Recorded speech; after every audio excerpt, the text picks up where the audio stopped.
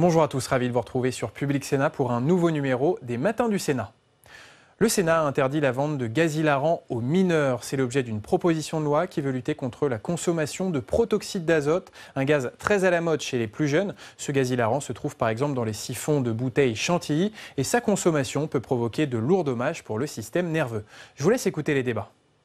Mes chers collègues, alertés par des élus locaux du Nord de l'explosion du phénomène de consommation détournée de protoxyde d'azote chez les jeunes, j'ai pu constater l'ampleur de la consommation de ce gaz hilarant dans l'espace public et l'importance de la diffusion de celui-ci. À l'évocation du terme gaz hilarant, on pourrait imaginer un sujet léger, mais il n'en est rien. L'usage par inhalation du protoxyde d'azote connu depuis longtemps est en augmentation significative chez les jeunes. Utilisé dans le champ médical pour ses propriétés anesthésiques et analgésiques, le protoxyde d'azote est employé comme gaz de pressurisation pour les siphons à Chantilly.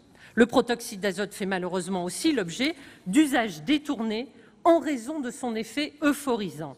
Devenu le troisième produit psychoactif le plus consommé chez les jeunes, son inhalation s'est largement banalisée et devient pour beaucoup de jeunes, notamment mineurs, une première expérience de consommation addictive avec, on ne le sait que trop peu, des conséquences désastreuses pour la santé selon les quantités et la fréquence de sa consommation.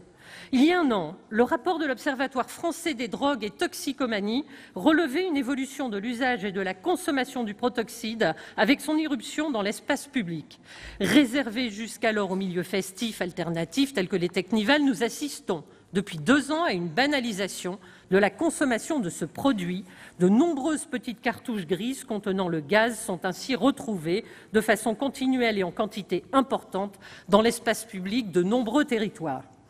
Dans nombre de villes du Nord, le sol de ces espaces publics est donc jonché de ces cartouches grises. Si la région des Hauts-de-France est particulièrement touchée par ce phénomène, désormais, comme je viens de le rappeler, d'autres régions le sont aussi. Nouvelle drogue à la mode, ce gaz fait fureur chez les jeunes majeurs, mais aussi mineurs adolescents, collégiens comme lycéens, avec une véritable addiction à l'effet euphorisant.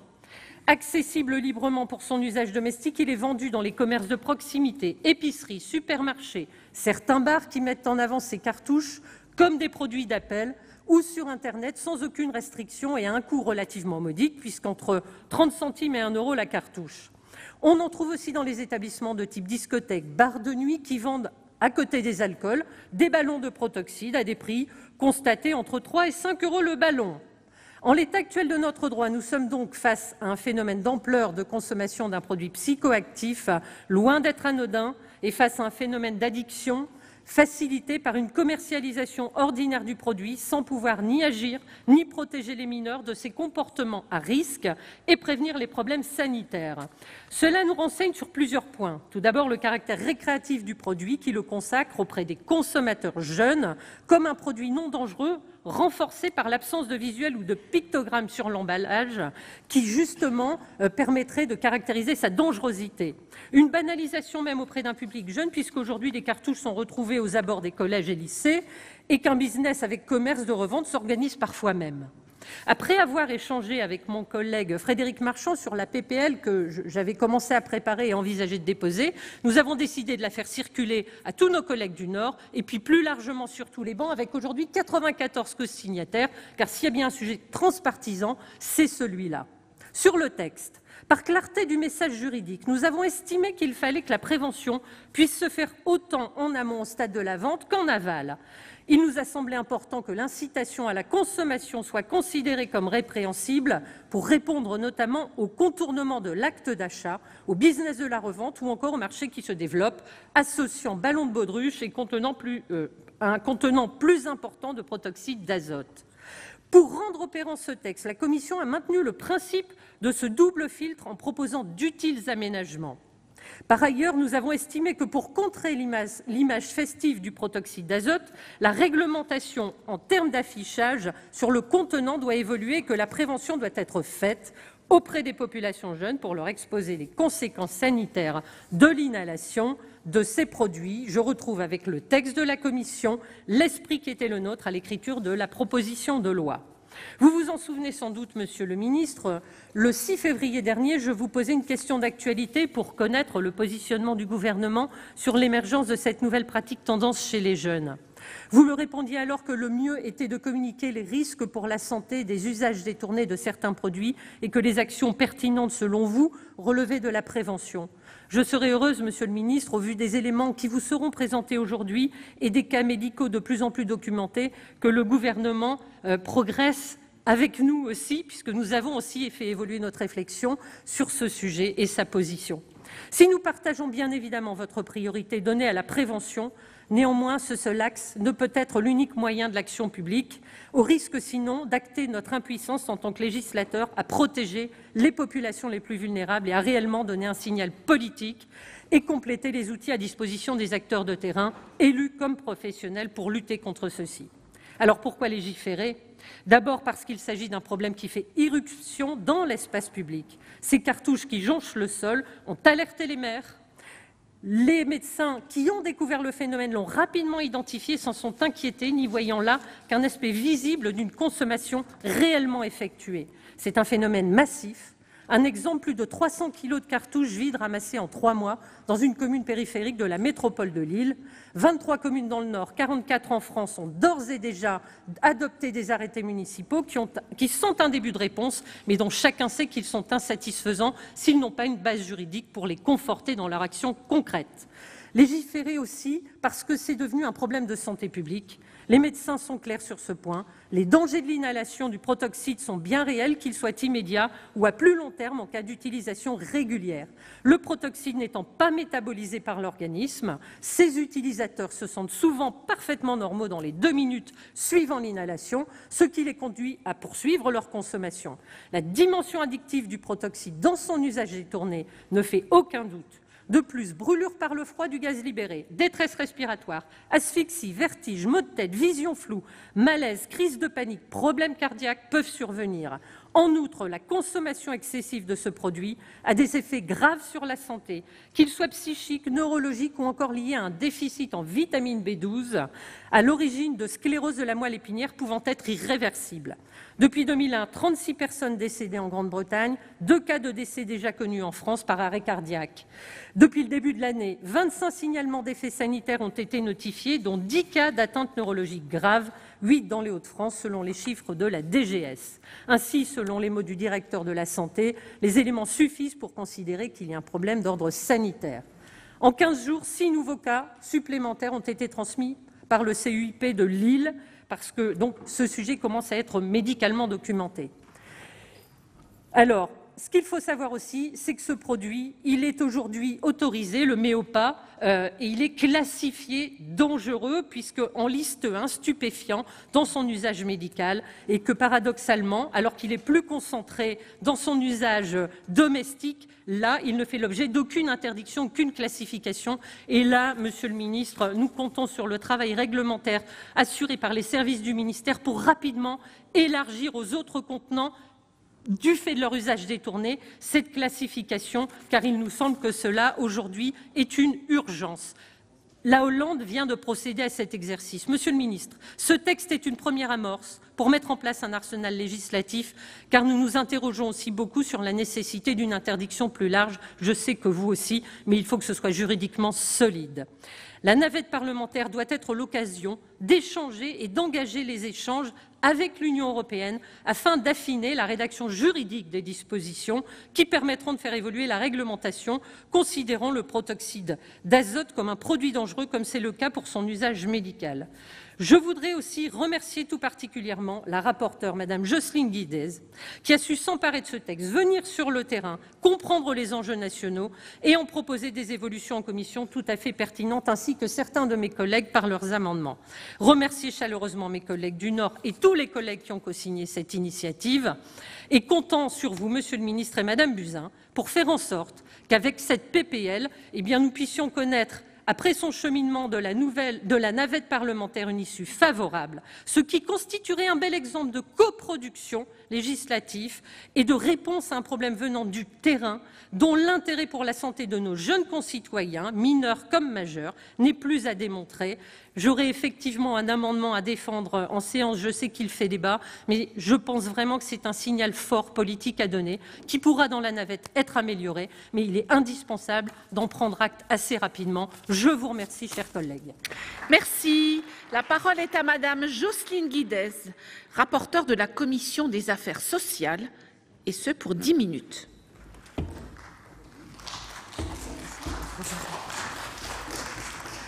Madame la Présidente, Monsieur le Ministre, mes chers collègues, comme beaucoup de nos concitoyens, c'est grâce à Valérie Létard et à ses collègues que j'ai découvert, avec un certain étonnement, je dois le dire, la dernière pratique psychoactive à la mode chez les jeunes Français.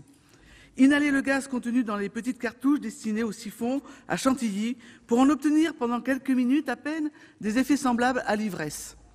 Passé l'étonnement, je me suis rappelé que les Français ont détenu pendant quelques années le record de la consommation d'antidépresseurs en Europe et qu'ils restent champions de la consommation de cannabis.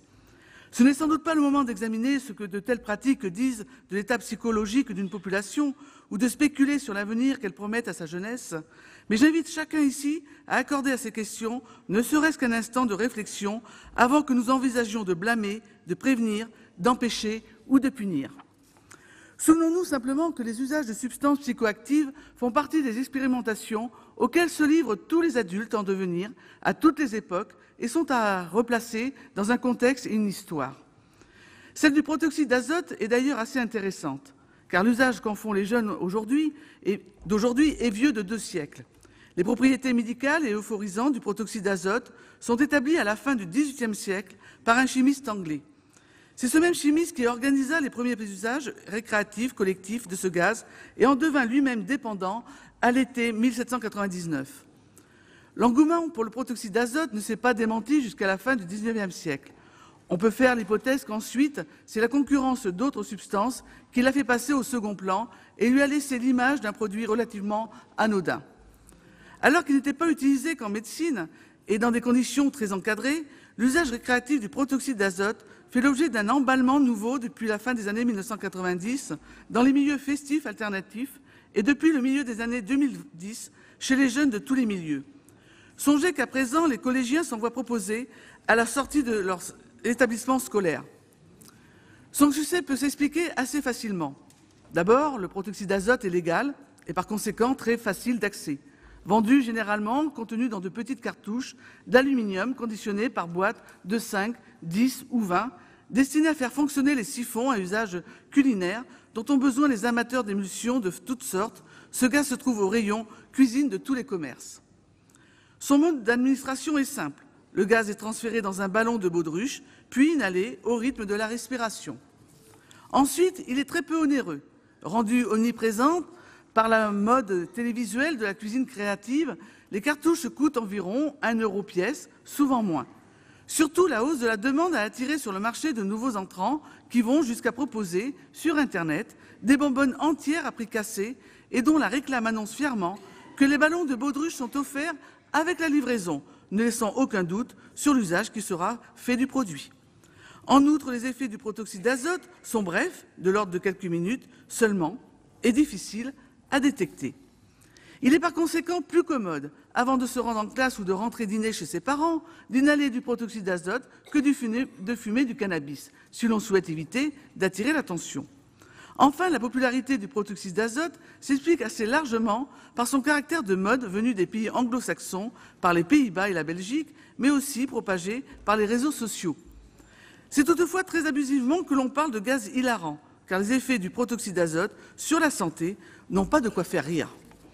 Sa manipulation elle-même est dangereuse, car c'est un gaz froid qui peut occasionner des brûlures. Même inhalé avec précaution, il produit des effets qui ne sont pas sans danger pour les consommateurs et leur entourage. Distorsion visuelle et auditive, sensation de dissociation, désinhibition, état de flottement, vertige. En phase de déclin de ces effets, peuvent apparaître une anxiété, voire un état panique, du fait d'une modification des perceptions sensorielles. Surtout en consommation chronique, le protoxyde d'azote interfère dans le métabolisme de la vitamine B12, indispensable au bon entretien de la gaine de myéline qui protège les nerfs. Autrement dit, les consommateurs de grandes quantités de protoxyde d'azote risquent des atteintes extrêmement graves de la moelle épinière. Le centre hospitalier de Lille, où je me suis rendue, a été saisi à cette date de 8 cas graves dans les Hauts-de-France, comme l'a rappelé Valérie. 5 de ces 8 personnes entre 18 et 20 ans. Leurs diagnostics sont dans certains cas irréversibles. Tous présentaient les symptômes d'une forme d'addiction au protoxyde d'azote. Leur consommation s'élevait à plusieurs centaines de cartouches par jour pendant 1 à 3 mois. 5 cas sont en outre en cours d'examen pour des symptômes analogues. Ceux dont l'âge nous a été communiqué ont respectivement 23, 19, 18 et 17 ans. Alors que faire? Laisser passer la mode? Faire confiance aux parents? Se contenter de communiquer sur la dangerosité du produit? Le gouvernement semble avoir fait ce dernier choix en publiant un communiqué le 19 novembre dernier. Pour l'heure, les maires de nos communes sont seuls en première ligne pour tenter de juguler le phénomène. Des arrêtés interdisant la vente ou l'usage de protoxyde d'azote à des fins récréatives ont été pris dans pas moins de 47 communes du Nord à l'Hérault, en passant par la Seine-Saint-Denis. Outre les problèmes de santé publique, l'usage détourné de ce gaz cause de réels troubles à l'ordre public. La seule commune de Los, où je me suis rendue, 21 000 habitants, envoie chaque mois au recyclage 100 kilos de cartouches d'aluminium retrouvées sur la chaussée. Et depuis peu, les jeunes sont passés à une vitesse supérieure. On retrouve aussi des bonbonnes dans les lieux publics. Les arrêtés ont leurs limites. Ils sont territorialisés, donc contournables ou impraticables dans les grandes agglomérations. Ils varient selon les communes et ils sont parfois fragiles juridiquement. Observons par ailleurs qu'un nombre croissant de pays confrontés avant nous au phénomène ont fait le choix de légiférer pour interdire la vente aux mineurs, voire la simple possession de protoxyde d'azote à des fins récréatives. De plus en plus d'États américains, d'États australiens, le Royaume-Uni, Chypre, la Croatie ou encore la Corée du Sud. Avant-hier encore, les Pays-Bas, qui jusqu'à présent avaient été tout misés sur la prévention, ont annoncé s'engager dans cette voie. Enfin, j'avoue craindre que le phénomène ne se réponde comme beaucoup de modes importées des pays anglo-saxons. Et je voudrais faire observer qu'au Royaume-Uni, depuis 2001, 36 jeunes personnes en sont mortes. Cette proposition de loi, co-signée par 93 de nos collègues de tous les bancs, fait donc, après de nombreux autres pays, 3 choses assez simples. Elle interdit la vente aux mineurs du protoxyde d'azote, en commerce physique comme dans les lieux publics ou en ligne. Elle pénalise la provocation d'un mineur à la consommation de ce type de substance. Elle entend aussi contribuer à la prévention en obligeant les fabricants à faire apparaître la dangerosité du gaz sur les contenants et en renforçant l'information sur Internet et à l'école, grâce aux amendements de M. Grand.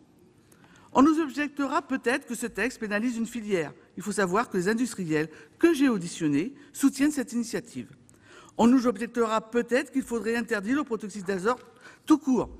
Cela s'entend, mais c'est une substance pour l'heure irremplaçable en cuisine, et s'il fallait interdire chaque objet dont le mésusage peut provoquer des catastrophes, nous n'aurions hélas pas fini de siéger. On nous objectera sans doute que la mode du protoxyde d'azote sera chassée par une autre qui appellera un texte à son tour et qu'il est vain de légiférer par saccade. C'est très juste. La Commission des affaires sociales a donc ouvert un nouveau livre dans le Code de la santé publique consacré aux usages détournés, dangereux de produits de consommation courante. Elle a également élargi le délit prévu à l'article 2 à toute provocation d'un mineur à faire un usage détourné d'un produit de consommation courante pour en obtenir des effets psychoactifs. Pourraient ainsi être couverts à l'avenir d'autres substances telles que l'hélium, qui au Royaume-Uni tue 14 fois plus encore que le protoxyde d'azote. On nous objectera encore que cette proposition de loi vise à protéger les mineurs alors que les cas sanitaires les plus graves sont observés chez des jeunes majeurs. C'est encore vrai. Mais c'est attribuer à cet humble texte les objectifs de la politique de santé publique tout entière. Le législateur n'a pas le pouvoir d'empêcher quiconque de faire un usage autodestructeur d'un produit de consommation courante. Qui comprendrait en revanche qu'il ne cherche pas à retarder le contact des mineurs avec une substance dont l'usage détourné est notoirement addictif et nocif. On nous objectera enfin que l'interdiction de vente aux mineurs est difficile à faire respecter. C'est toujours vrai. Mais que ferait-on s'il fallait systématiquement conclure de la difficulté à l'impossibilité ? Qui, ici, souhaiterait revenir sur l'interdiction de vente de tabac et d'alcool aux mineurs au seul motif que son application est périlleuse? En réfutant ces objections, je ne prétends nullement que cette proposition de loi soit parfaite. J'entends simplement pointer du doigt les limites de notre pouvoir de législateur tant que le protoxyde d'azote restera considéré comme un produit d'usage courant. Il y a en effet quelques paradoxes à observer que sa version médicale, le MOPA, est considérée comme un stupéfiant alors qu'elle est mélangée à parité avec de l'oxygène et utilisée de manière très encadrée, tandis que sa version pure est accessible aux enfants. Sans doute, Monsieur le Ministre, nous précisera-t-il ce que le gouvernement compte faire en urgence pour mieux encadrer ce produit, dont l'usage culinaire qui justifie sa commercialisation large est de longtemps postérieur à son usage récréatif, même si celui-ci est resté mal connu en dehors de son pays de naissance, l'Angleterre. En attendant qu'un changement de classification réglementaire du protoxyde d'azote aboutisse, nous serions infiniment heureux que le gouvernement contribue à améliorer ce texte et qu'il s'engage formellement devant nous à ce que la navette puisse aller à son terme dans les délais les meilleurs et les plus compatibles avec nos obligations européennes. Mes chers collègues, il était devenu urgent d'agir, comme élus locaux, parents et comme législateurs, pour endiguer la multiplication de ces comportements à risque. Je vous remercie. Merci. La parole est à présent à Monsieur Adrien Taquet, secrétaire d'État auprès de la ministre des Solidarités et de la Santé. Monsieur le ministre.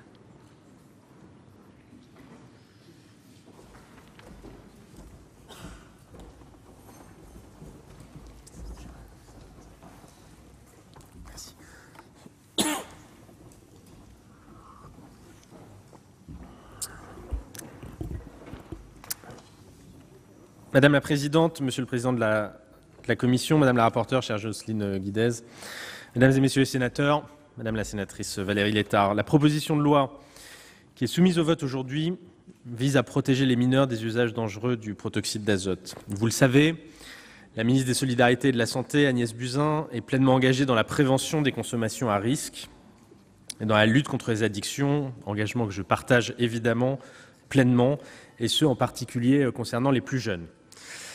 Avec le plan priorité prévention que nous avons lancé en mars 2018 et ces deux plans thématiques de lutte contre le tabac et de mobilisation contre les addictions, nous avons pris, je crois, un cap ambitieux pour lutter contre les consommations à risque, avec une priorité claire sur la protection des jeunes, que ce soit sur les usages de drogues illicites, aussi bien que sur le tabac et l'alcool.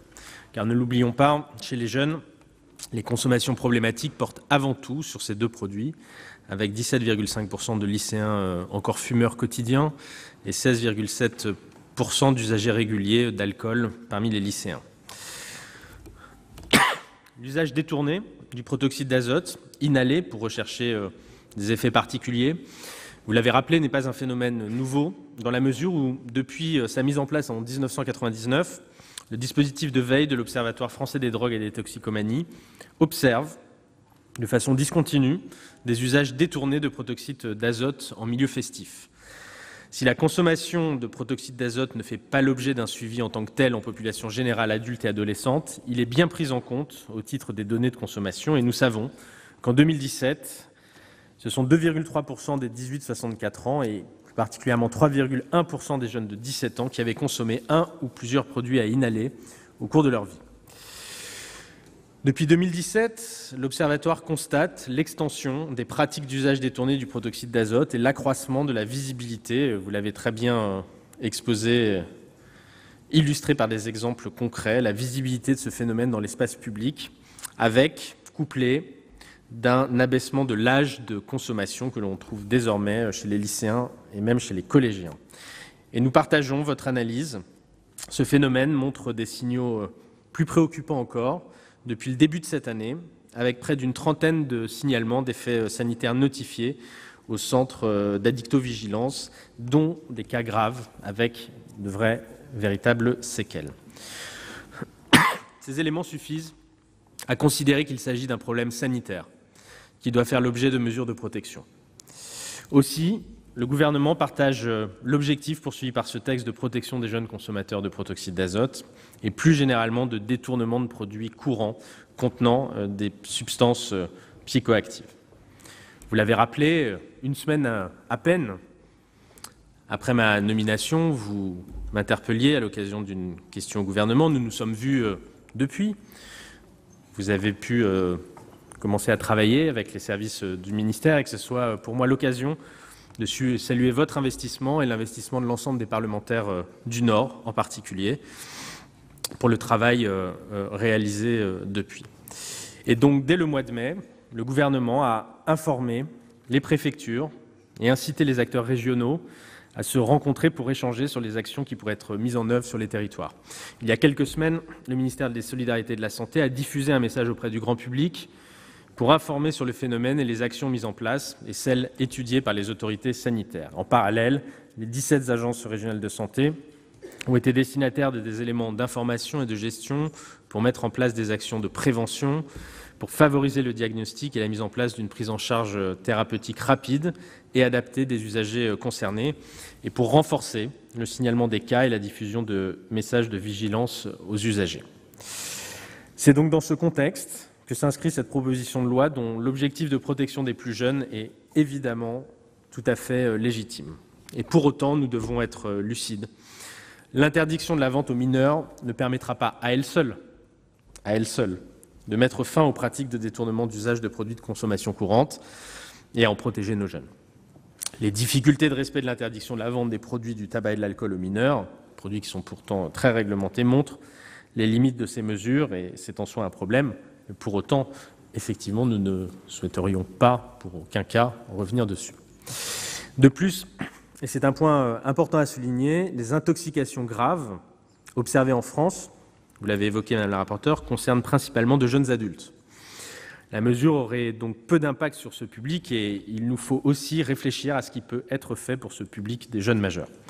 La proposition de loi initiale comprenait l'apposition d'un pictogramme sur les cartouches de protoxyde d'azote, rappelant l'interdiction de vente aux mineurs, auquel vous avez substitué en commission une mention indiquant la dangerosité du produit à apposer sur les conditionnements. Cette rédaction nous semble en effet plus appropriée pour signaler le danger de l'inhalation du protoxyde d'azote et répondre à l'objectif d'information de tous sur les risques associés à des usages détournés du produit. Par ailleurs, à la différence de la consommation du tabac ou de l'alcool chez les jeunes, le protoxyde d'azote soulève la question plus générale de l'appréhension et de l'encadrement de l'usage détourné de produits de consommation courante et du déplacement de ces usages vers d'autres produits par effet de mode, en effet, ce qui rend la réponse particulièrement complexe, nous en avons tous conscience. D'abord parce que, vous le savez, vous l'avez bien compris, ce n'est pas le produit en lui-même, cartouche pour siphon de crème chantilly en l'occurrence, qui pose difficulté, mais bien son utilisation détournée potentielle par des publics en recherche d'effets psychoactifs. Et or, les usages détournés peuvent toujours se déplacer vers d'autres produits, en effet. Et en commission, vous avez souhaité élargir l'infraction d'incitation aux usages détournés dangereux de produits de consommation courante. C'est effectivement une bonne chose, même s'il nous faudra sûrement encore poursuivre la réflexion pour sécuriser cette disposition, et nous aurons l'occasion d'y revenir probablement à l'occasion de la défense de votre amendement. Car si nous voulons en effet que la mesure soit efficace, elle ne doit pas être laissée à l'interprétation ou à l'incertitude des consommateurs, des commerçants ou des producteurs.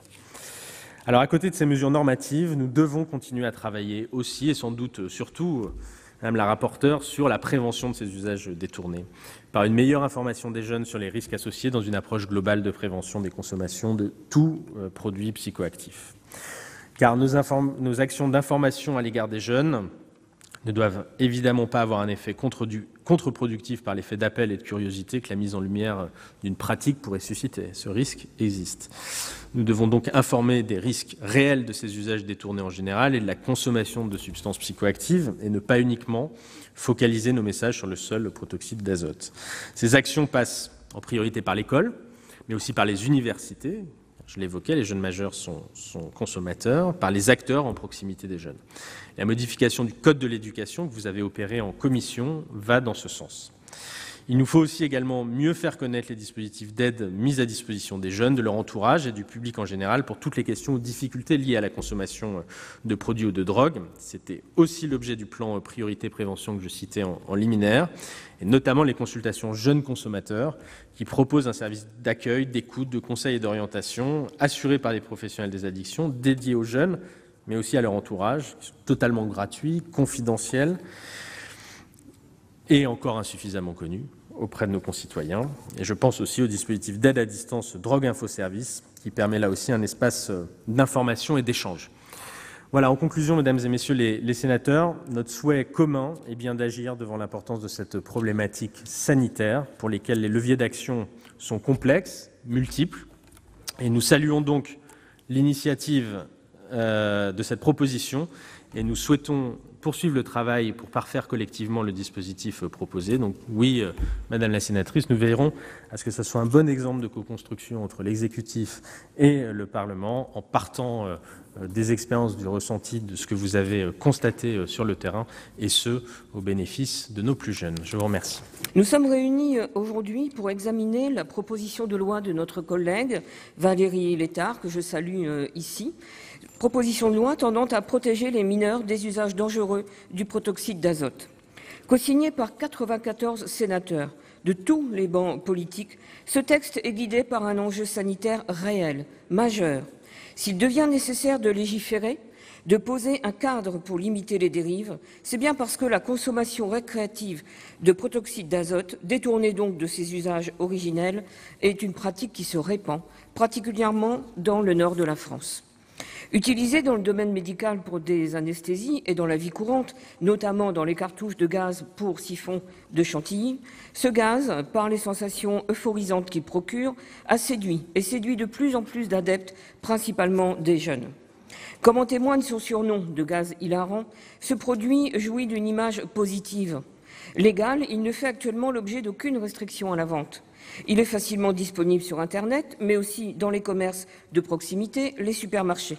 Il est très bon marché, moins d'1 € la cartouche, d'où sa triste popularité. Une étude de la mutuelle étudiante SMEREP, dévoilée l'an dernier, classait le protoxyde d'azote au 3e rang des drogues les plus consommées par les étudiants, derrière le cannabis et le poppers. Drogue tendance, ce gaz fait donc fureur chez nos jeunes, avec une véritable dépendance à l'effet euphorisant.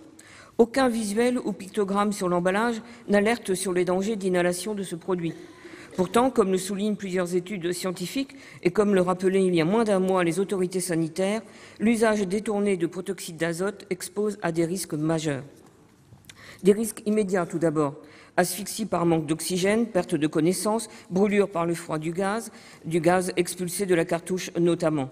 Plus grave encore, lorsqu'il est consommé de manière régulière et ou à forte dose, les médecins parlent de carence en vitamine B12, d'anémie, d'atteinte de la moelle épinière et de toxicité directe sur les cellules nerveuses, pouvant entraîner des dégâts neurologiques définitifs.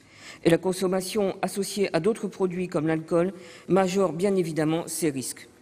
Depuis le début de l'année, 25 signalements d'effets sanitaires sévères ont été enregistrés, dont 10 cas graves avec des séquelles pour certains, comme des paralysies des membres à des degrés divers. En Grande-Bretagne ou aux États-Unis, où le phénomène est plus ancien, le protoxyde d'azote tue. On comprend mieux pourquoi de plus en plus d'États dans le monde restreignent la vente et l'usage récréatif de ce gaz.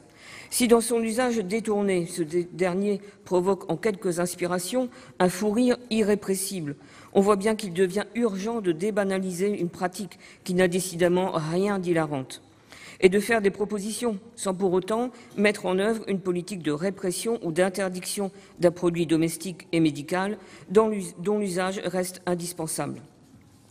Aujourd'hui, comme trop souvent, ce sont les maires qui se retrouvent seuls, en première ligne, pour faire face à ce phénomène. Ils sont contraints de prendre des arrêtés pour interdire la vente aux mineurs ou la consommation de protoxyde d'azote afin de faire cesser des troubles à la sécurité, à la tranquillité ou à la salubrité publique. Les limites de tels arrêtés sont évidentes. Ils ne peuvent s'appliquer que s'il existe une force publique pour constater les infractions et rien n'empêche évidemment les consommateurs d'aller acheter des cartouches dans les communes voisines. En 1998, le secrétaire d'État à la Santé, Bernard Kouchner, envisageait déjà de restreindre la vente du protoxyde d'azote aux seuls utilisateurs industriels. Mais la législation n'a malheureusement pas évolué depuis. La mesure phare du texte examiné ce jour est l'interdiction de vente de ce gaz aux mineurs, y compris sur les sites de commerce en ligne. Les industriels auraient en outre l'obligation de faire mention, sur l'emballage, de la dangerosité du protoxyde d'azote. Il est également prévu de pénaliser l'incitation d'un mineur à faire un usage détourné de ce produit de consommation courante pour en obtenir des effets psychoactifs. Tout ceci va dans le bon sens, et comme tout ce qui permettra de renforcer la prévention en direction de nos jeunes, collégiens et lycéens notamment. Pour les sénateurs du groupe socialiste et républicain, dont certains sont aussi parents, élus locaux, cet encadrement législatif va dans le bon sens. C'est pourquoi, vous l'aurez compris mes chers collègues, nous voterons cette proposition de loi. Alors que nos collègues de l'Assemblée nationale ont entamé l'examen du projet de loi sur l'économie circulaire, nous pouvons convenir que la cartouche de protoxyde d'azote, dans son usage détourné, a au moins une vertu. Elle se recycle parfaitement et même très prisée par les filières de l'aluminium. Ce constat, c'est celui de l'ancien maire d'Hellemmes que je suis, alerté sur le sujet avant 2017, qui en ramasse chaque semaine toujours davantage dans les rues de sa commune, témoignant d'une utilisation toujours plus grande et toujours plus inquiétante d'un gaz détourné de son usage initial pour ses propriétés euphorisantes et dont on commence à mesurer les effets ravageurs pour la santé. Ce phénomène n'est plus ce seul particularisme local de la métropole lilloise et du département du Nord que certains ont pu évoquer. Le phénomène touche aujourd'hui nombre de grandes agglomérations françaises et il est aussi présent dans des zones moins denses, comme en attestent beaucoup de témoignages d'élus rencontrés à l'occasion de la préparation de cette proposition de loi qui nous est soumise aujourd'hui. Preuve de sa pertinence, ce texte à l'origine porté par ma collègue Valérie Létard et sur lequel nous avons échangé à de multiples occasions a été co-signé par tous nos collègues nordistes, mais au-delà, par un nombre important de collègues de tous horizons politiques et géographiques, ce qui traduit, je pense bien, le fait que nous sommes face à un sujet qui fait aujourd'hui débat et qui fait sens. Mais de quoi parlons-nous ? Nous parlons ici d'un gaz utilisé en cuisine, dans les siphons à chantilly ou à l'hôpital comme anesthésiant. Sauf que personne ne fait de la chantilly ou des opérations à cœur ouvert dans nos rues. Ce gaz est transféré dans des ballons de baudruche afin d'être inhalé, entraînant alors une euphorie et des rires incontrôlables, certains n'hésitant pas, pour multiplier les effets, à utiliser plusieurs cartouches dans un seul et même ballon. Alors me direz-vous, quel problème y a-t-il à se sentir d'humeur joyeuse, voire même euphorique ? Chef des urgences du CHRU de Lille et du SAMU, le docteur Patrick Goldstein a pointé du doigt le principal danger de ce gaz qui accélère le rythme cardiaque et qui peut avoir des répercussions sur le système neurologique, à savoir le cerveau et la moelle épinière. Or, ce produit se vend en toute légalité, dans bien des commerces, ne coûtant que 50 centimes l'unité, quand ce n'est pas le kit entier qui est fourni, ou bien encore sur Internet, quand il parle de grandes quantités. Les chiffres avancés par le Centre d'addictovigilance de Lille ont de quoi faire froid dans le dos, ce centre étant déjà saisi à date de 8 cas graves dans la région des Hauts-de-France, dont certains irréversibles, et de 5 autres cas en cours d'examen. Cela a été dit, au Royaume-Uni, aux États-Unis, les ravages sont pires encore, avec de nombreux décès depuis plusieurs années, dus à une consommation excessive. Alors oui, il est grand temps d'en finir avec cette image de gaz hilarant et de prendre les mesures s'imposant pour éviter à terme des effets dévastateurs pour toute une génération, et notamment pour les mineurs, sans aucun doute plus que d'autres exposés aux dangers de cette drogue. Les maires sont aujourd'hui en première ligne sur le sujet, au travers de la prise d'arrêtés qui interdisent la vente ou la consommation de protoxyde d'azote sur leur ressort territorial. La mesure est bonne, mais tient plus de la mesure cosmétique que de l'éradication du phénomène, possibilité étant toujours bien évidemment offerte de s'en procurer là où ce n'est pas interdit. Alors oui, Monsieur le Ministre, prévenir des dangers ne suffit plus et le moment est venu, je pense, de légiférer pour empêcher autant que faire se peut la propagation du phénomène, notamment chez les plus jeunes, collégiens ou lycéens, pour qui consommer du protoxyde d'azote devient un acte banal sans aucune conséquence. Pire encore, chacun voit bien que cette consommation est pour les jeunes la première étape vers d'autres produits stupéfiants, considérant au fond l'absence d'effet du protoxyde pour la santé. Notre proposition de loi, qui je l'espère sera adoptée, a pour ambition de préserver autant que faire se peut les mineurs d'un produit qui peut avoir des effets graves sur la santé, ce dont la communauté médicale est plus que persuadée. Préserver les mineurs de ce fléau qui gagne du terrain, c'est le sens du texte qui a fait l'objet d'aménagements suite à son passage en commission, et je veux ici remercier tous nos collègues sénateurs qui se sont investis sur ce sujet. Pénaliser l'incitation d'un mineur à consommer du protoxyde d'azote, mais aussi les majeurs, interdire la vente aux mineurs en commerce physique ou en ligne, renforcer l'information sur la dangerosité de l'usage, sont autant de mesures sur lesquelles nous ne pouvons que nous accorder pour mettre en place un arsenal qui permettra d'enrayer cette spirale infernale qui, si nous n'y prenons pas attention, risque d'avancer encore et encore et d'avoir des conséquences catastrophiques sur la santé de celles et ceux qui sont aujourd'hui tentés par son utilisation. Notre Assemblée fait, comme cela a été indiqué par une de nos collègues en commission, œuvre utile, même si ce texte, nous en sommes toutes et tous conscients, ne saurait à lui seul permettre d'éradiquer ce phénomène. C'est une première étape que nous vous invitons à passer avec le vote de cette proposition de loi, et il appartiendra à nos collègues de l'Assemblée nationale de se saisir du sujet, 2 propositions de loi ayant d'ailleurs été déposées en janvier et en septembre de cette année sur le sujet. Je suis persuadé, Monsieur le Ministre, que vous partagez la volonté manifestée sur tous les bancs de notre Assemblée d'apporter une réponse opérante et simple à un problème auquel nous sommes et risquons, dans nos responsabilités d'élus, de parents et de législateurs, d'être confrontés. Voilà autant de raisons pour lesquelles le groupe LREM votera favorablement ce texte, car nous considérons de notre devoir de tout mettre en œuvre pour lutter contre ce que je n'hésite pas à qualifier aujourd'hui de véritable fléau. Nous examinons aujourd'hui la proposition de loi de notre collègue Valérie Létard visant à protéger les mineurs des usages dangereux du protoxyde d'azote. Dernière intervenante dans la discussion générale, je ne reviendrai pas sur les usages médicaux et culinaires du protoxyde d'azote, mais plus sur ses usages détournés en raison de son effet euphorisant. Ces usages détournés sont observés de façon discontinue depuis 1999. Jusqu'ici, ils se cantonnaient aux milieux festifs alternatifs tels que les free-parties et les technivals. À partir de 2015, son usage se répand et se banalise. Il est extrait de bonbonnes industrielles et conditionné dans des ballons de baudruche vendus pour une somme dérisoire ou modique de 1 ou 2 € l'unité. Si le protoxyde d'azote est apprécié pour ses effets fugaces et euphorisants, il est aussi utilisé pour potentialiser ou moduler les effets d'autres produits consommés. Facilement accessible sur Internet, il est aussi proposé et vendu dans des bars et établissements de nuit. À partir de 2017, la visibilité du protoxyde d'azote dans l'espace public augmente considérablement. Fin 2018, l'Observatoire français des drogues et des toxicomanies a publié un rapport soulignant la visibilité du protoxyde d'azote dans l'espace public de la métropole lilloise.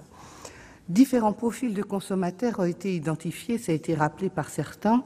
Il s'agit des habitués des free-parties qui consomment le protoxyde d'azote en association avec d'autres produits, des collégiens et lycéens avides d'expérimentation dans un cadre collectif et convivial, des jeunes impliqués dans le trafic de drogue et des prostituées qui utilisent le produit afin de mieux supporter leurs conditions. L'augmentation de la consommation de protoxyde d'azote semble essentiellement le fait d'une population jeune, voire très jeune, ce qui est d'autant plus grave que les dangers de ce gaz ne sont pas suffisamment connus. Plusieurs études ont rapporté un risque de séquelles neurologiques liées à un usage détourné de ce gaz qui peut entraîner une atteinte de la moelle épinière. Il s'agit là d'une complication grave et peu connue, mais également des troubles graves du rythme cardiaque pouvant entraîner la mort. L'intervention du législateur est donc nécessaire. La protection de la population constitue notre priorité, notamment la protection des mineurs qui sont plus vulnérables. La proposition de loi de Valérie Létard vise à interdire la vente de protoxyde d'azote aux mineurs dans les commerces comme en ligne. Elle punit l'incitation des mineurs à consommer ce gaz et oblige les intermédiaires numériques à en informer leurs abonnés. Son article 2 pénalise l'incitation d'un mineur à faire un usage détourné d'un produit de consommation courante pour en obtenir des effets psychoactifs. Il couvre ainsi le protoxyde d'azote et élargit opportunément son champ à d'autres substances. Cette proposition de loi contribue à l'information de nos concitoyens en obligeant les industriels à indiquer sur l'emballage la dangerosité du produit et accompagne la politique de prévention menée à l'école. Ce texte a le mérite de présenter un dispositif équilibré qui conjugue protection des mineurs et responsabilisation des industriels face à l'usage détourné du protoxyde d'azote. Mais l'interdiction de la vente aux mineurs ne suffira malheureusement pas. Afin de compléter le travail des sénateurs, je profite de l'examen de cette proposition de loi pour appeler le gouvernement à lancer une campagne d'information destinée aux usagers notamment les plus jeunes, concernant la dangerosité du produit. Le groupe Les Républicains votera cette proposition de loi. Je vous remercie. Nous passons à la discussion du texte de la commission. L'article 1er est supprimé. À l'article 2, nous allons examiner l'amendement numéro 4 rectifié et je pense que c'est Madame la Présidente Létard qui va nous le présenter. Oui, merci Madame la Présidente, Monsieur le Ministre, chers collègues. Comme j'ai pu le rappeler à l'occasion de mon intervention liminaire, je souhaitais, au travers de cet amendement numéro 4, attirer l'attention sur le fait que si l'objet essentiel et central de cette proposition de loi, c'est bien évidemment de protéger les mineurs, d'interdire la vente aux mineurs et l'incitation à la consommation dans son usage détourné, les statistiques récentes n'ont fait que rappeler un élément, c'est que les cas les plus lourds sont constatés sur des jeunes, mais des jeunes majeurs. Pas que quelques mineurs, mais une quantité, en tout cas une part très importante de jeunes majeurs, souvent dans le cadre d'usages festifs, quelquefois combinés avec des consommations d'alcool dans les bars, dans les boîtes de nuit, mais aussi par un accès à Internet qui peut être effectivement facilité et en tout cas proposé dans une utilisation détournée puisque vendu avec les ballons.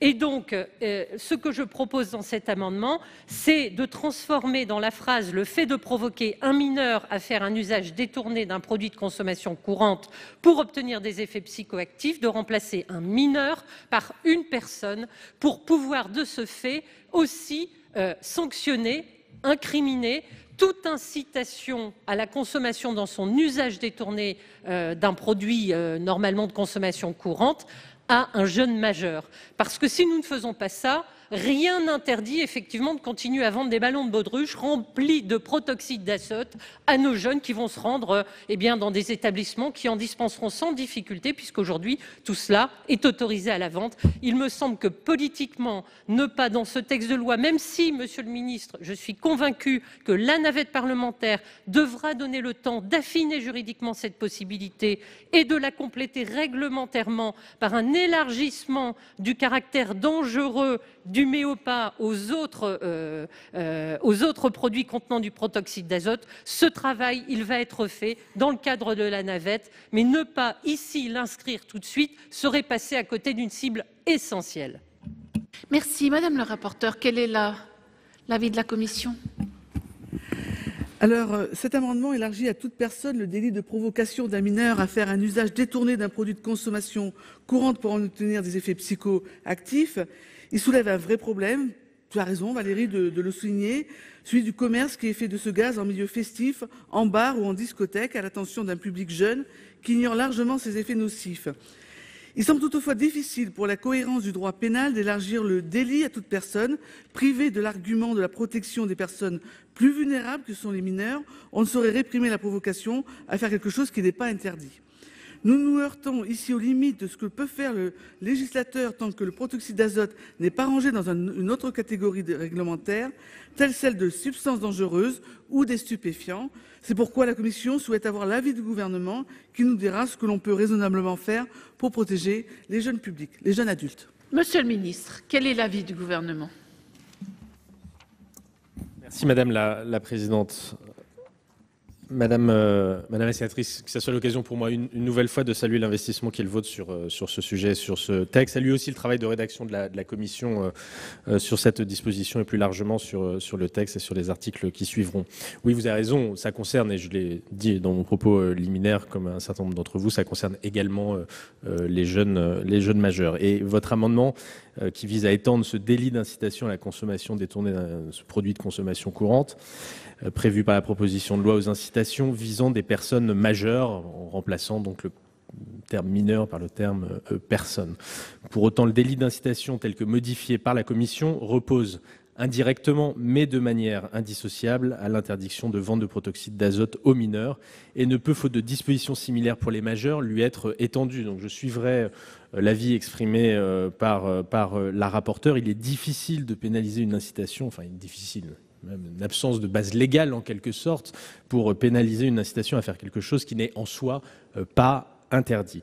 Voilà, pour cette raison, il est difficile pour le gouvernement d'émettre un avis favorable. Il sera donc une demande de retrait, sinon défavorable. Et comme vous le savez, je m'y engage ici au cours de la navette avec les différents services du ministère de la Solidarité et de la Santé, mais également du ministère de l'Économie et des Finances. Nous travaillons à des dispositifs à la fois avec une base légale d'un côté et par ailleurs efficace, puisque c'est bien le caractère opérant de ce que nous évoquons aujourd'hui qui est en jeu, à réfléchir à des dispositifs qui permettent d'éviter une incitation de vente de ces produits-là de façon détournée à l'ensemble des publics. Madame la rapporteure, quel est l'avis finalement de la Commission? Vous vous ralliez à l'avis du gouvernement? Bien, je pense que si on a demandé l'avis au gouvernement, ça me paraît compliqué de revenir en arrière. Et je sais qu'on en a discuté pas mal avec Valérie. Voilà, je maintiens cette position-là. Madame Létard, pour explication de vote.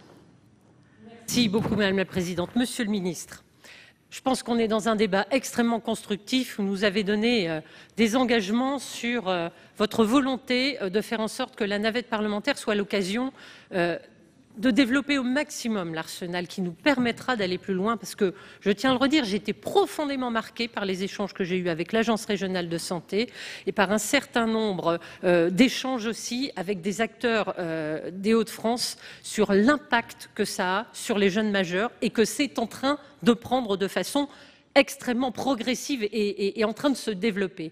Alors, j'ai entendu que la navette allait prospérer, continuer, que peut-être nous reverrions ce texte jusqu'ici, en tout cas nous l'espérons, et que ce soit bien l'occasion, comme je l'ai rappelé tout à l'heure, de deux choses. Un, la réglementation doit évoluer. Le seul méopa qui est pourtant sous contrôle médical et pas les usages détournés d'un protoxyde concentré, c'est pas possible que ce ne soit pas réglementé. Alors l'Europe à échanger avec vous, c'est clair.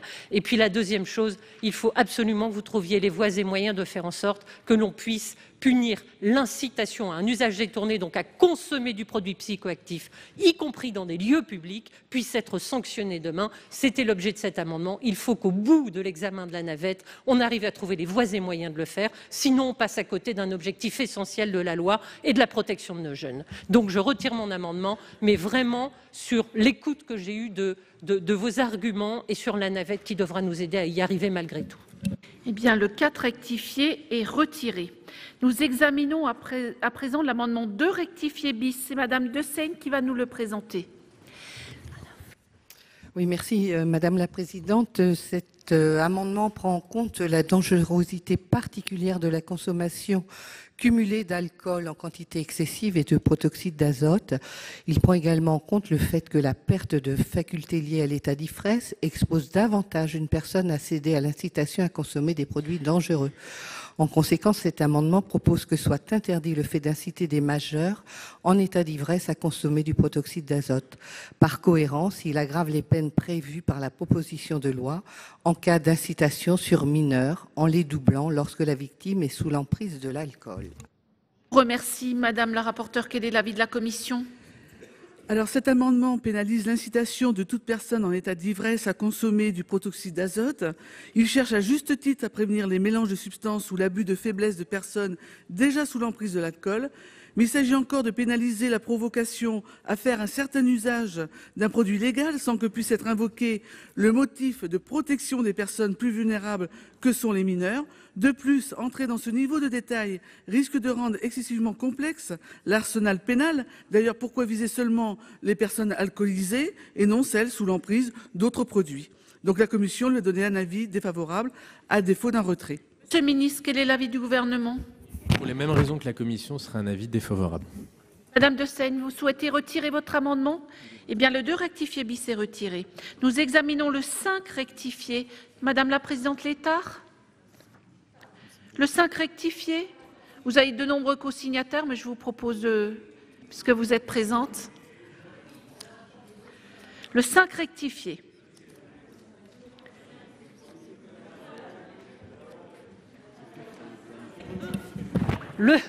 Le 5 rectifié, en fait, pour rendre le dispositif opérant, il convient de compléter l'infraction de l'interdiction de vente aux mineurs de protoxyde d'azote en l'assortissant d'une peine d'amende de 3 750 €. C'est mieux. Madame la rapporteure, quel est l'avis de la Commission sur cet amendement? Eh bien, évidemment, c'est un avis favorable. Quel est l'avis du gouvernement, Monsieur le ministre? C'est un avis favorable. Je vais mettre aux voix cet amendement avec 2 avis favorables. Qui est pour son adoption? Qui est contre? Il est adopté. Un amendement et 2 sous-amendements qui font l'objet d'une discussion commune. L'amendement numéro 1 rectifié terre, c'est Madame Létard. Madame la Présidente, je pense vous solliciter souvent cette fin d'après-midi. Monsieur Bonhomme va prendre la parole. Alors, cet amendement, il vise à interdire la vente et la distribution de gaz protoxyde d'azote dans les débits de boissons. En effet, on constate une évolution inquiétante du nombre de bars et d'établissements de nuit proposant gratuitement ou à la vente du gaz protoxyde d'azote. Hussein, vous nous présentez les 2 sous-amendements, s'il vous plaît? Le 8 et le 7. 8, cet amendement propose de supprimer les mots « y compris à une personne majeure ».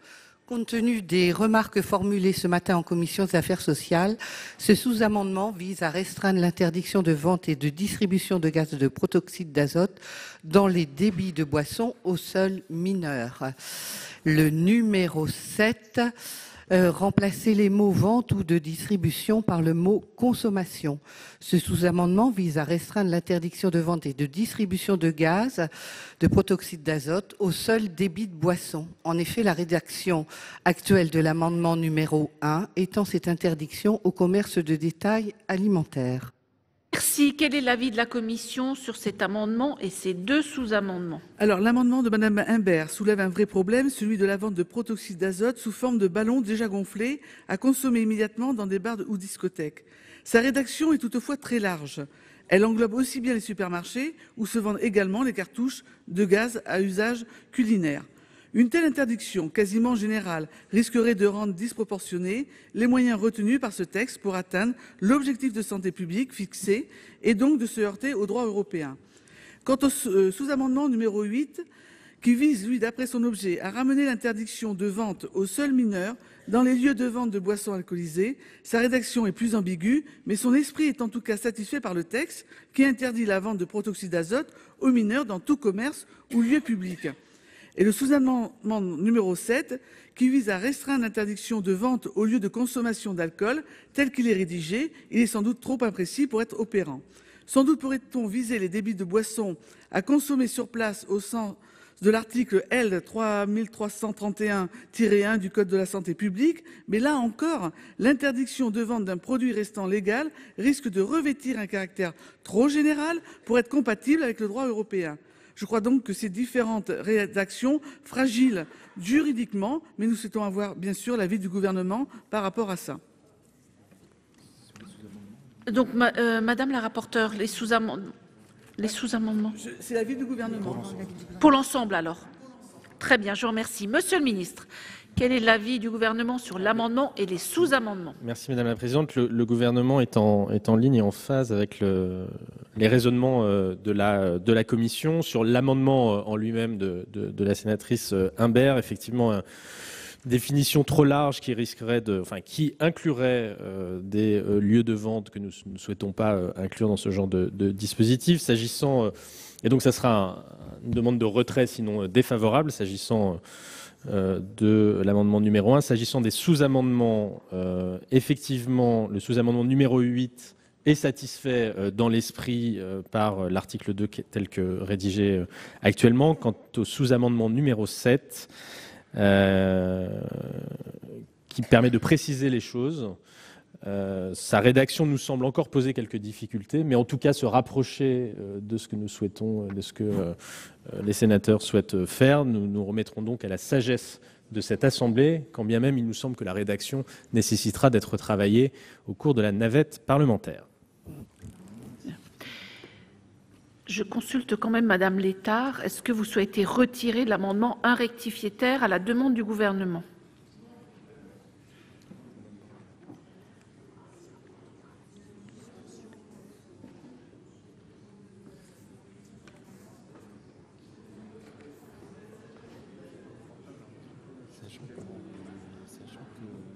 Même si je fais voter. Oui, oui.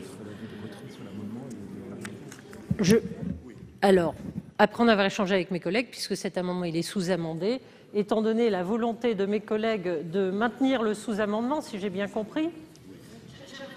J'aimerais quand même vous informer qu'il y a une contradiction, Monsieur le Ministre, entre le fait de réserver un avis de sagesse à un sous-amendement qui sous-amende un amendement pour lequel négatif. vous avez donné un avis défavorable. C'est bien pourquoi je m'interroge en fait et je me rapproche de mes Même collègues. si nous votons le sous-amendement, Je dois maintenir mon amendement si je veux qu'on le sous-amende. C'est-à-dire que c'est un amendement sous-amendé que Sauf- l'on met aux voix. sauf si, Monsieur le Ministre, dans le contexte où le sous-amendement est voté, vous émettez un avis favorable à l'amendement ainsi sous-amendé. sous-amendé. Ça sera alors un avis de sagesse à l'amendement ainsi sous-amendé. Merci. C'est Donc- beaucoup plus clair. Donc, Vous maintenez je cet amendement. maintiens l'amendement Très bien. pour que l'amendement sous-amendé puisse être examiné. Je vais d'abord mettre au... Monsieur Bonhomme, pour explication de vote. Oui, merci Madame la Présidente. Moi, je souscris plutôt à cet amendement. Simplement, je voudrais quand même relever à Monsieur le Ministre quand même une forte ambiguïté. Et je ne sens pas chez lui une forte volonté d'essayer de juguler ce phénomène. J'ai entendu vos propos liminaires tout à l'heure. Vous nous dites chaque fois que c'est plus compliqué, de toute façon, ce sera une portée limitée et que de toute façon, ça serait inutile ou c'est satisfait. Autrement dit, on ne change pas grand-chose. Je voudrais quand même que vous avez été saisi d'un certain nombre d'avis et de diagnostics de la part de l'Observatoire des drogues, de la part de la mission interministérielle, qui vous disent qu'il ne faut pas banaliser un phénomène qui a tendance à se croître fortement. Et vous nous dites qu'il faut faire plus d'informations. Je suis désolé, les étudiants qui utilisent ce genre de produits, on peut, en médecine de surcroît, j'ai du mal à croire qu'ils ne soient pas un tout petit peu informés. Simplement, il y a tout le caractère festif qui s'accompagne avec l'effet transgressif, mais est-ce une raison pour s'en satisfaire et de dire qu'il ne faut rien faire au motif que ça renforcerait le caractère transgressif? C'est un drôle de paradoxe et finalement on en vient à tergiverser et finalement, Monsieur le Ministre, à avoir une position de propos convenue et assez acrobatique, je dois le dire. Alors, je crois que la loi, elle est là pour rappeler un certain nombre de principes et d'interdiction le cas échéant. Et le ministre de la Santé que vous êtes, ou le secrétaire d'État, est là aussi pour anticiper, si possible, un phénomène dont je crois que nous sommes qu'au début dans les effets sanitaires terribles qui vont survenir. S'il n'y a pas d'autres demandes d'explication de vote, je vais mettre aux voix le sous-amendement numéro 8 avec 2 avis défavorables. Qui est pour son adoption? Qui est contre? Il n'est pas adopté. Je mets aux voix l'amendement numéro 7. Pardon, monsieur? Le sous-amendement numéro 7 avec 2 avis de sagesse. Qui est pour son adoption? Qui est contre? Le sous-amendement est adopté. Par conséquent, je mets aux voix l'amendement 1 rectifié terre avec 2 avis de sagesse. Qui est pour son adoption? Qui est contre? Il est adopté. Ainsi sous-amendé. L'amendement numéro 6, Madame Guidez, au nom de la Commission des affaires sociales. Oui, Madame la Présidente, il est rédactionnel. Monsieur le Ministre, quel est l'avis du Gouvernement? Favorable. Je vais mettre aux voix l'amendement numéro 6 avec un avis favorable du Gouvernement. Qui est pour son adoption? Qui est contre? Il est adopté. Avant de mettre aux voix l'article 2, je vais donner la parole à Madame Jasmin pour une explication de vote. Merci Madame la Présidente. Monsieur le Ministre, alors je tiens à remercier Madame Létard et toutes les personnes qui ont contribué à ce qu'il y ait ce texte, parce qu'en fait, je méconnaissais ce mésusage du protoxyde d'azote. C'est vrai. Donc, j'ai pris connaissance et j'ai vu que vous avez parfaitement raison d'anticiper. Alors, ce que je souhaiterais également, c'est que ce produit soit reconnu en toxicologie, parce que si on ne le fait pas, eh bien, il y aura encore des dérives et il faudrait une classification, Monsieur le Ministre, spécifique pour qu'il y ait un pictogramme spécifique également, compte tenu de la dangerosité du produit. Je voudrais également, maintenant que nous en parlons, ça va se diffuser, c'est en vente. En attendant qu'il y ait la navette, dans le cadre du bicamérisme, la navette parlementaire. Nous sommes dans une période justement avant les fêtes et il y aura beaucoup d'usages dans les familles de ce produit-là. Alors ce que je vous souhaiterais, Monsieur le Ministre, si c'est possible, que vous ayez, et là il y a une des collègues qui disait que l'ARS de son département n'avait pas pris en compte en premier lieu l'alerte. Alors il faudrait quand même diffuser des informations massivement, c'est une suggestion que je fais. Parce que dans les familles, parce qu'on parle de l'achat et de la vente par des mineurs ou par des jeunes majeurs, mais dans les familles, il y aura une utilisation de ce produit dans les jours à venir parce que les parents achètent. Et s'ils ne savent pas, s'ils n'ont pas la connaissance suffisante leur permettant de savoir que c'est dangereux, ils vont eux-mêmes fournir leurs enfants qui connaissent probablement mieux qu'eux le mésusage et l'utilisation de ce produit. Donc je souhaiterais, Monsieur le Ministre, que vous trouviez les voies et moyens pour que, en attendant que le texte soit voté, j'espère que mes collègues de l'Assemblée nationale feront exactement ce que nous voulons, parce que c'est important en termes de prévention, mais que vous puissiez utiliser toutes les possibilités que vous avez pour permettre que les familles, que les rectorats, que toutes les personnes, les associations, mais particulièrement dans les familles, parce que là, il y a des jeunes qui savent et qui l'utilisent par mésusage, mais il y a des parents qui iront faire des courses et qui vont eux-mêmes porter ce produit à la maison sans savoir quelles sont les conséquences pour leurs enfants. Alors, je vous remercie et je voudrais vraiment féliciter Valérie Létard une fois de plus parce que c'est important de faire cette prévention-là. Merci beaucoup. Merci. La parole est à Madame Valérie Létard pour une explication de vote sur article. Oui, Madame la Présidente, Monsieur le Ministre, chers collègues, d'abord vous montrer ces petites capsules, c'est ça qu'on trouve en fait dans les rues. Il y a quelque chose qu'on n'a pas mentionné, qui nous a été dit quand on est allé là-bas, des services de propreté, c'est que ça jonche les rues dans nos territoires et que c'est aussi comme un projectile quand ça passe sous les pneus d'une voiture et que c'est aussi extrêmement dangereux, ce qui fait que les services sont obligés régulièrement de ramasser parce que ça devient aussi extrêmement dangereux pour un tout autre motif. Vous dire tout simplement que Madame Jasmin, vous avez tout à fait raison, beaucoup l'ont dit aujourd'hui, beaucoup l'ont dit, c'est vraiment à l'occasion de ce débat un coup de projecteur. Alors, il ne faut pas que ce soit dans l'excès et contre-productif, mais un coup de projecteur à mettre sur l'information à donner sur la dangerosité du produit. Car combien de jeunes mineurs, jeunes majeurs, parents, ne connaissent pas ce dont on vient de parler aujourd'hui, les incidents graves en matière de santé, que cette consommation de gaz hilarant, porte très mal son nom. Ça, c'est important. Et la deuxième chose que je veux redire, Monsieur le Ministre, parce que vraiment aujourd'hui ici, on a eu un comportement vraiment républicain, tout le monde l'a co-signé. On voit que le Sénat s'est travaillé d'une seule voix quand il s'agit de l'intérêt général et de nos jeunes. Mais vous, Monsieur le Ministre, on vous fait confiance aujourd'hui. On vous fait confiance pour faire ce qu'a rappelé aussi Madame Jasmin, qu'on vous a dit tous, c'est qu'il ne faut pas qu'il n'y ait pas une réglementation comme celle du Méopa, pour tout le protoxyde d'azote. C'est un produit qui doit être classé dangereux, sinon on ne peut pas faire le reste. Vous l'avez rappelé, Monsieur le Ministre. Et ensuite, on doit cibler les jeunes majeurs, on doit légiférer en cette matière. À quel moment, comment dans la navette on y arrivera, de quelle façon, mais s'il vous plaît, Monsieur le Ministre, on vous fait confiance, sinon la partie de la cible qui est la plus impactée en matière de santé aujourd'hui, c'est les jeunes majeurs. Aujourd'hui, on a fait le socle initial, les mineurs, la prévention, l'information, tout ça c'est fait. Maintenant, attention, nos jeunes majeurs, ces comportements Internet qui vont sous des formes complètement contorsionner quelque chose qui devient une drogue et non plus un usage domestique, ce n'est pas possible. On ne peut pas atteindre la cible, on ne peut pas arrêter ces pratiques dévoyées si on ne va pas au bout et si on ne fait pas ce qu'on vous a proposé et que l'on retire parce que vous allez l'améliorer. Je vous remercie en tout cas d'avoir permis ce débat et de le faire de façon constructive. Madame Fournier, pour explication de vote. Oui, merci Madame la Présidente, Monsieur le Ministre, mes chers collègues. Nous en arrivons au vote de cette proposition de loi. Sur l'article. L'article 2. Madame. Je viendrai tout à l'heure. Très bien, Madame Fournier. Monsieur Bonhomme également sur la fin. Très bien. Non, nous en sommes sur l'article 2. S'il n'y a pas de demande d'explication de vote sur cet article, je vais mettre aux voix. Qui est pour son adoption? Qui est contre? Il est adopté. Je mets aux voix l'article 2 bis, qui est pour son adoption, qui est contre, il est adopté.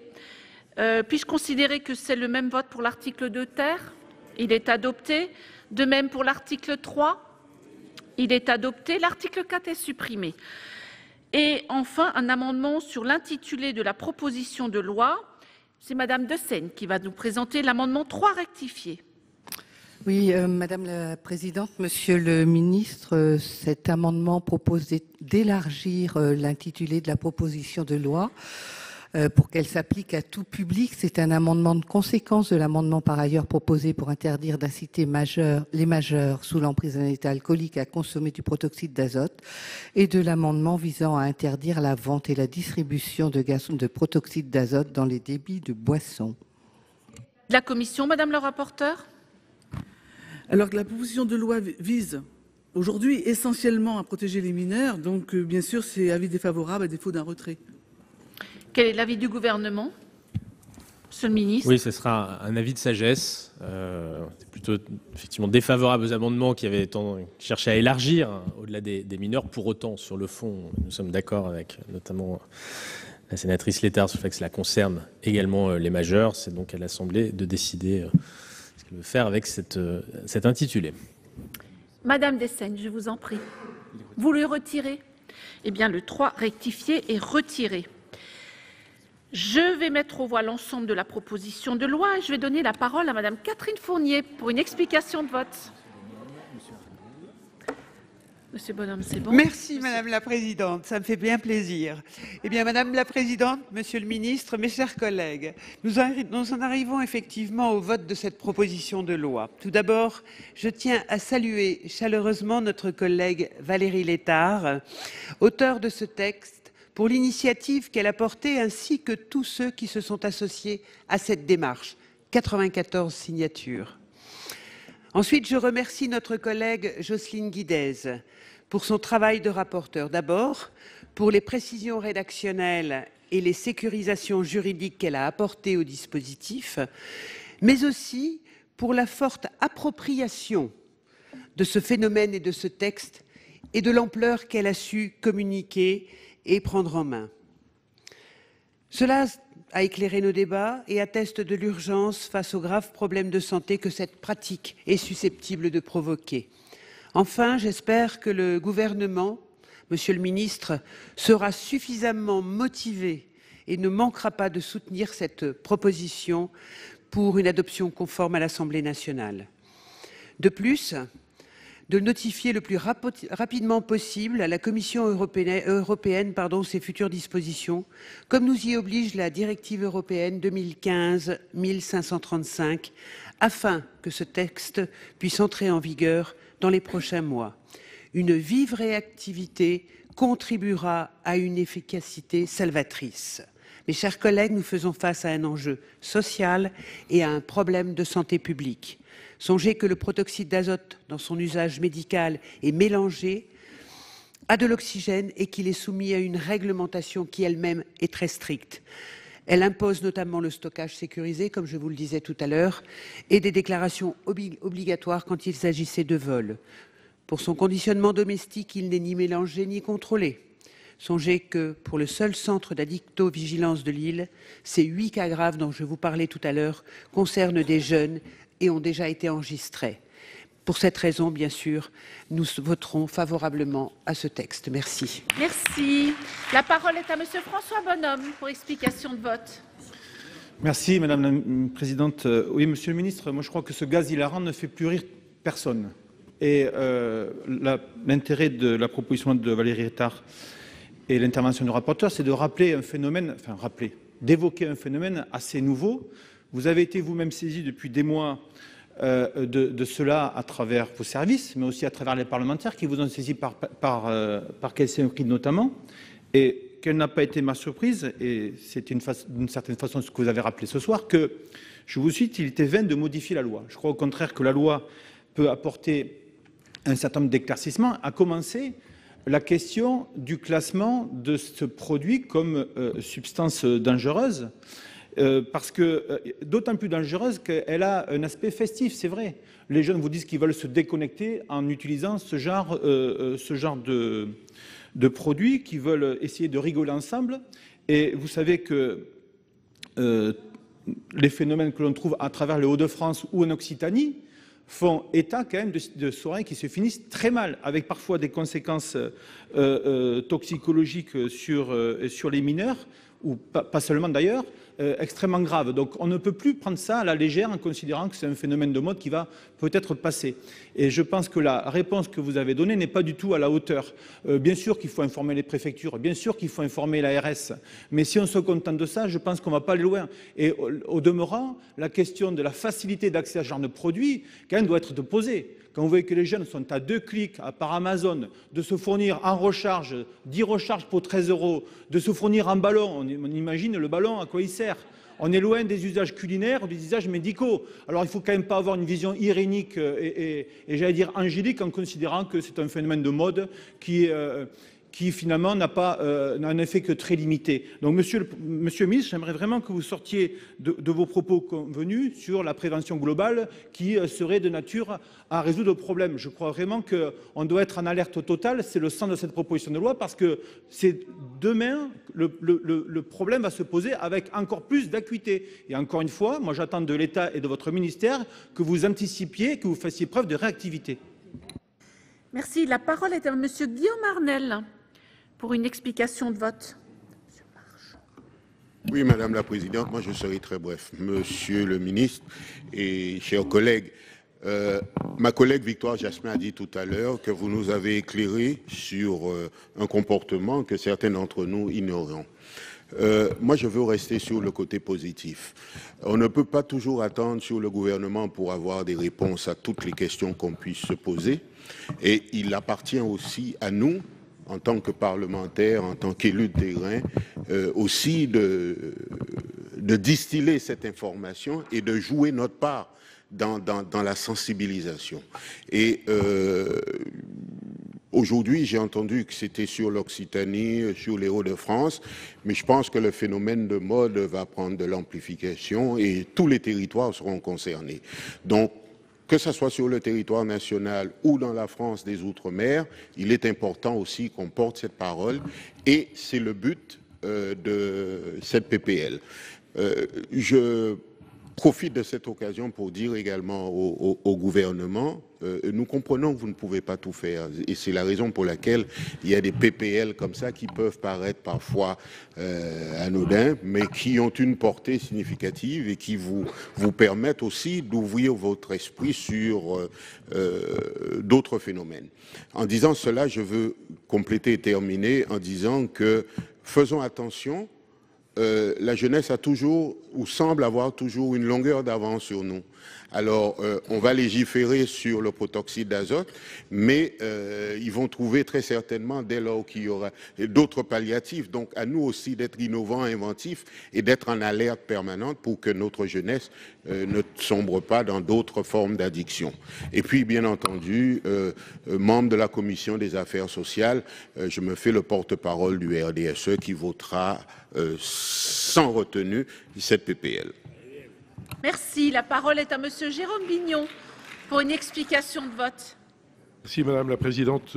Monsieur le Ministre, Madame la rapporteure, à mon tour de m'associer aux félicitations qui ont été adressées à Valérie Létard pour cette initiative heureuse qu'a soutenue mon collègue Guerriau au début de la séance. Il ne pouvait pas rester avec nous, mais il m'a demandé de le substituer, ce que je fais bien volontiers.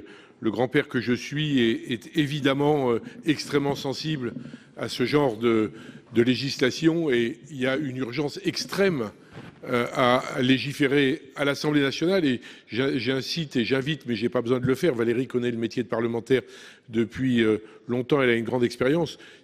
Je ne dis pas qu'il ne faut pas avoir confiance dans ce que dit le gouvernement qui va s'en occuper, parce que par définition, on fait confiance au gouvernement quand il s'agit de sujets importants, mais le gouvernement a des tas de choses à s'occuper, donc peut-être qu'on peut lui donner un coup de main en essayant de trouver un groupe qui, dans un créneau législatif qu'il pourrait avoir, c'est un texte qui prend 2 heures, J'ai été bénéficiaire récemment d'un texte qui a été adopté à l'unanimité, comme celui-ci va l'être. Il faut faire la démarche nous-mêmes à l'Assemblée nationale pour faire en sorte que le texte soit adopté le plus rapidement possible. Et si Valérie le veut bien, je l'aiderai avec les moyens qui sont les miens à l'Assemblée pour essayer de trouver quelqu'un, quel que soit le groupe, du moment que le but est atteint. Il faut soutenir ce texte qui est une urgence absolue pour nos enfants. Imaginons un drame dans quelques semaines ou dans quelques mois sur un sujet de ce type, nous serions rouges de confusion les uns et les autres. Le sachant aujourd'hui, notre devoir est d'agir le plus rapidement possible et je suis sûr que nous le ferons tous ensemble pour gagner cette bataille contre ce poison, cette infection pour nos enfants et nos petits-enfants. Merci. Merci. La parole est à Monsieur Frédéric Marchand pour une explication de vote. Merci Madame la Présidente. À mon tour de m'exprimer au nom de mon groupe pour dire que moi je veux retenir au travers du vote qui va intervenir d'ici quelques instants et qui je pense va se traduire par un vote à l'unanimité, le très beau travail de co-construction qui a été fait autour de ce texte. Et j'ai écouté mon collègue Jérôme Bignon qui parlait effectivement de la main tendue par le Parlement. Dans le dossier qui nous occupe sur cette question, effectivement, je pense que les parlementaires, je l'ai dit tout à l'heure, ont fait œuvre utile en sensibilisant sur une question qui pouvait paraître très localisée et que la main que nous avons tendue, eh bien, Monsieur le Ministre, a parfaitement joué le jeu, j'ai envie de dire, a été parfaitement réceptif sur un sujet qui nécessitait de la clarification et de l'information, que nous avons su travailler de concert les uns avec les autres sur une question qui, je l'ai entendu dans les propos de Monsieur le Ministre, donc effectivement me semble être aujourd'hui une des priorités et j'entends les propositions très positives que vous avez faites, Monsieur le Ministre, s'agissant du travail et de la navette parlementaire qui doit nous occuper pour que nous puissions apporter une réponse, je crois, très concrète à un véritable sujet de santé publique. Et je me félicite une nouvelle fois que le Sénat ait vraiment fait œuvre utile sous la houlette bienveillante de Valérie, donc en lien étroit avec les parlementaires du Nord, mais en notant une fois de plus que ce phénomène n'est plus localisé au seul Nord. On parle du Nord, on parle de l'Occitanie, on parle de Bordeaux, on parle de Strasbourg, on parle de Nantes, on parle aussi de Marseille. Donc on a affaire à un véritable phénomène national et Monsieur le Ministre, vraiment je vous remercie d'avoir permis à ce que nous puissions arriver à cette situation, à ce vote qui va intervenir. Madame la rapporteure, je vous en prie. Merci Madame la Présidente. Je voulais simplement répondre à Monsieur Bonhomme que ce n'est pas un phénomène si nouveau que ça, voilà, puisqu'il existe depuis le XVIIIe siècle, mais que évidemment il a pris de... Attendez, j'ai pas fini, monsieur, je vous ai pas interpellé, d'accord. Sauf que il a pris de l'ampleur, énormément d'ampleur, depuis 2017. Voilà. Cette PPL n'est pas anodin. Voilà, je pense qu'elle était très importante. Valérie, tu as mis le doigt dessus. Je me souviens quand on a parlé dans notre, dans notre réunion de groupe, on a eu quand même des petits sourires. Voilà, je le dis franchement, parce que je suis quelqu'un de franc. On n'a pas peut-être vu l'ampleur de ce phénomène, puisqu'il est avant tout dans le Nord. Voilà, mais on l'a dit, on l'a appris petit à petit en auditionnant justement. On a découvert qu'il n'y avait pas que dans le Nord, il y avait aussi des grandes villes qui étaient impactées. Ensuite, je pense que cette loi aujourd'hui, elle est plutôt visée pour les mineurs. Je pense en effet qu'il y aura un gros travail à faire au niveau des adultes, et ça, je pense qu'il ne faut pas l'oublier. Il y a un reste, en tous les cas, qui est là, qui est important, et où il va falloir vraiment travailler. Donc je dirais que, avant tout, si on veut avancer, c'est ensemble qu'on avancera pour aller encore beaucoup plus loin, et qu'il reste du travail sur la planche, et que c'est ensemble qu'il va falloir le faire. Donc bien sûr, Monsieur le Ministre, j'attends du gouvernement, bien sûr, qu'il revienne vers nous, pour qu'on puisse travailler ensemble et qu'on puisse encore aller beaucoup plus loin. Voilà, je vous remercie. Merci. S'il n'y a plus de demande d'explication de vote, et je n'en vois pas, je vais donner la parole. Pardon ? Je vous en prie.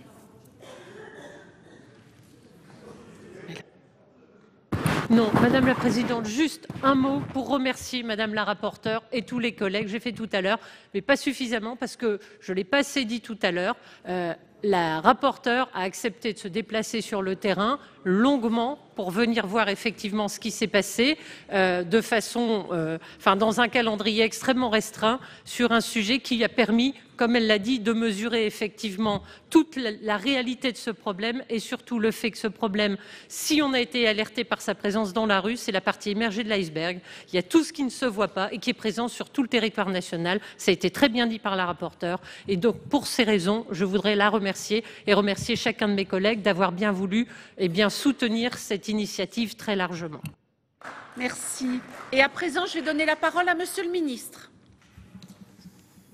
Merci Madame la Présidente. À mon tour de remercier et de féliciter Madame la sénatrice Létard, Madame la rapporteure pour l'investissement qui a été le sien, une fois encore l'ensemble des parlementaires du Nord, dont le sénateur Marchand. Saluer aussi le caractère transpartisan et donc la signature des 94 parlementaires en tête de cette proposition de loi. Proposition de loi qui n'a rien d'anodin, monsieur le sénateur. Rien d'anodin, et le gouvernement prend la pleine mesure, et depuis plusieurs mois a pris la pleine mesure de ce sujet-là. J'aimerais saluer également le souci constant qui a été le vôtre depuis plusieurs mois dans les discussions notamment que nous avons eues, d'avoir un texte qui repose d'une part sur des bases légales solides et par ailleurs un texte qui soit opérant. Et je pense que pour les législateurs que vous êtes, n'est-ce pas, monsieur le sénateur Bonhomme, avoir un texte qui est opérant et légalement fondé est quand même une préoccupation majeure qu'il faut saluer. Enfin, pour répondre à un certain nombre de vos questions, oui, nous notifierons à la Commission européenne ce texte dès qu'il sera finalisé, car, Madame la sénatrice, c'est une des conditions pour effectivement le notifier à la Commission européenne, ce que nous ferons dès que tel sera le cas. Quant à l'élargissement aux majeurs, Madame la sénatrice Létard, je m'y engage à nouveau. Nous discuterons avec vous dans le cadre de la navette parlementaire pour voir dans quelle mesure nous pouvons en actionnant d'autres leviers, je pense au volume notamment, comment nous pourrons faire en sorte d'élargir aux majeurs ces dispositions, l'esprit de la proposition de loi que vous avez portée. Merci. Je vais mettre aux voix l'ensemble de la proposition de loi tendant à protéger les mineurs des usages dangereux du protoxyde d'azote. Qui est pour son adoption? Qui est contre? Qui s'abstient? Eh bien, il est adopté à une belle unanimité. Le Sénat a donc interdit la vente de gaz hilarant aux mineurs. Cette interdiction s'appliquera également aux majeurs dans les débits de boissons. C'est la fin de cette émission. Merci de l'avoir suivi. Vous pouvez revoir tous nos programmes sur notre site internet publicsénat.fr. Très bonne journée sur Public Sénat.